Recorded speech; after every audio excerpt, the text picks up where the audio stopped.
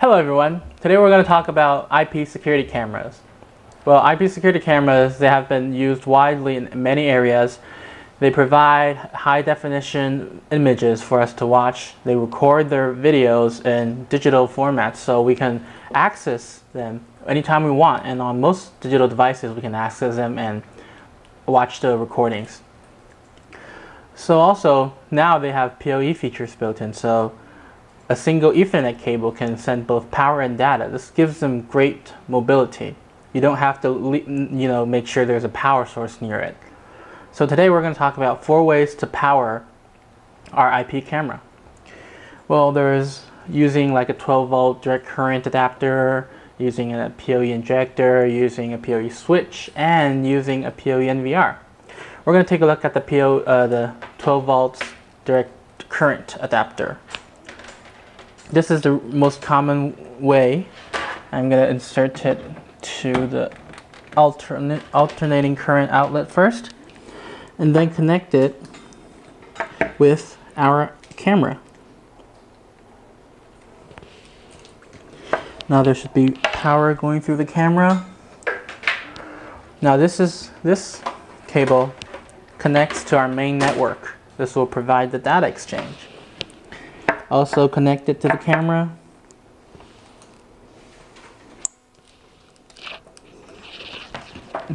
Now we should be starting to get an image on our NVR. In NVR we can just watch the image on the screen. It's pretty convenient. Let's wait a second.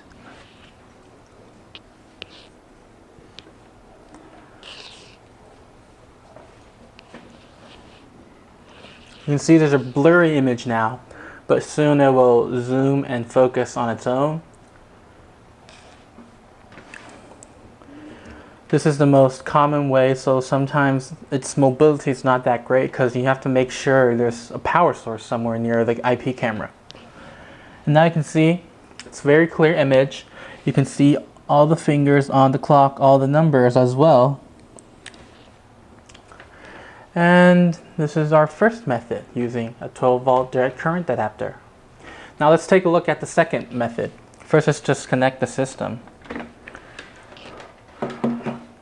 And this time we're going to use a power injector. Power injector, you can know more about it, gather more information in my previous videos, is this little guy over here. This over here has a power supply built back here, which is also connected to an alternating current. But you don't have to let the alternating current be near to the camera. You can leave this near like our projector or other devices. This can be left like inside. And right here the LAN port has data going in, connects to our main network. The PoE has power over Ethernet, power and data going out to the camera. So first let's connect it to the power source. Now you can see the lights on, so power is going through it. Then connect it to our main network. And then we're going to need an extra cable, connecting it to our camera.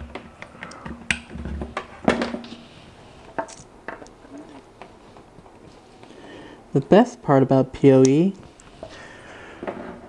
if your Ethernet cable is long enough, you can let it go as far as you want. Oh yes, when you reach some limits, we're going to need extenders. So let's wait on the screen, the blurry image, and focusing. Focusing again. No doubt, it's going to take a while.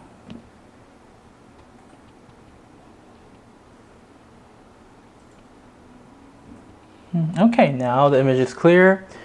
We can say that the system is working. So yeah, power injector. And this is our second method.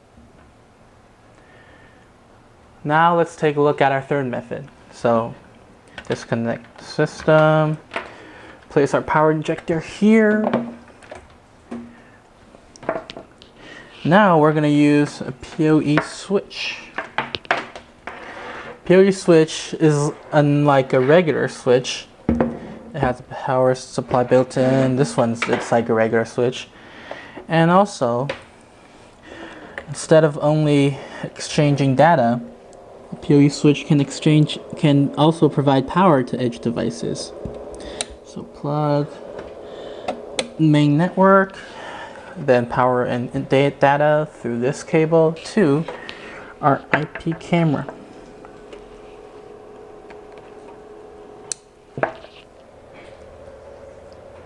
You'll see the image on the screen shortly.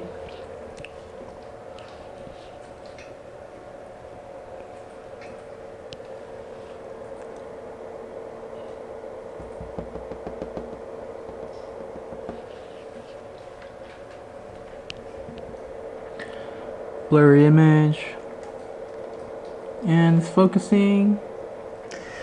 While it's focusing,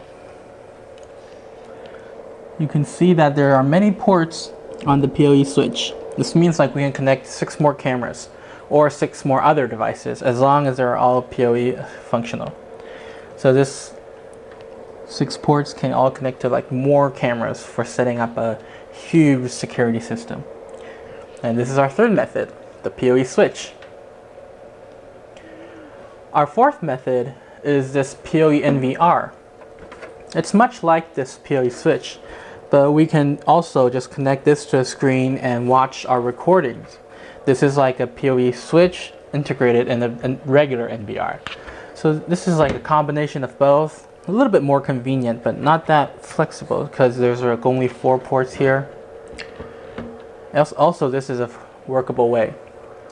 So these are the 4 ways to power an IP camera. If you have any more posts and comments, please leave them at the section behind. That's pretty much it for today, and I'll see you guys next time. Goodbye.